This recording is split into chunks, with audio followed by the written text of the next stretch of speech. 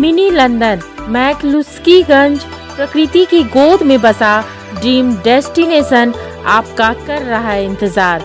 आइए अपने यादगार लम्हों को बिताइए ड्रीम डेस्टिनेशन में। राजधानी रांची से महज 50 किलोमीटर दूर आपका अपना ड्रीम डेस्टिनेशन।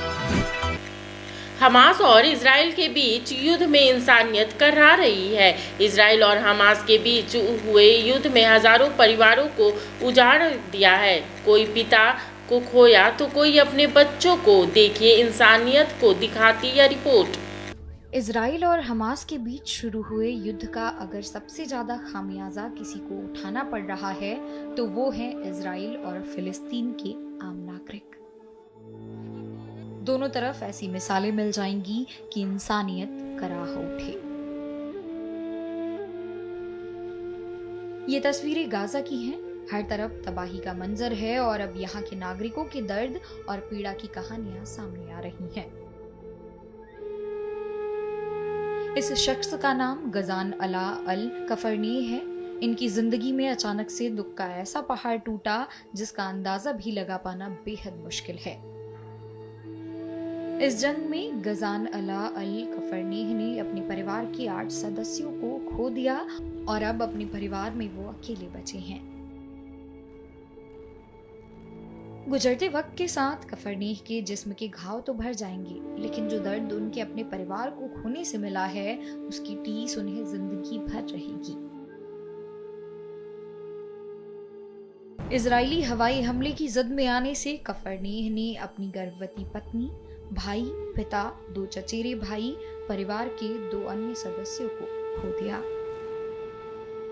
कफरनेह बताते हैं कि इजरायली हवाई हमले की चपेट में आने से पहले वो अपने परिवार के साथ 2 जगहों से भागकर यहाँ आए थे, लेकिन उन्हें क्या पता था कि मौत उनका पीछा यहाँ भी छोड़ने वाली नहीं है। मैंने अपने पिता, अपने भाई, अपने चाचा, 2 चचेरे भाई, अपनी गर्भवती पत्नी और घर के 2 अन्य सदस्यों को खो दिया है और अब मैं अकेला हूँ। हमें बैत हनौन शहर को छोड़ने का संदेश मिला, इसलिए हम बीच शरणार्थी शिविर में गए। उन्होंने उस इमारत को तबाह करने की धमकी दी जिसमें हम थे, इसलिए हम बीच कैंप में सुरक्षा के लिए गए थे। लेकिन जिस इमारत में हम थे उसे भी खतरा था, इसलिए हमें शेख रदवान शहर में जाना पड़ा, जहां हम एक अपार्टमेंट में ठहरे हुए थे।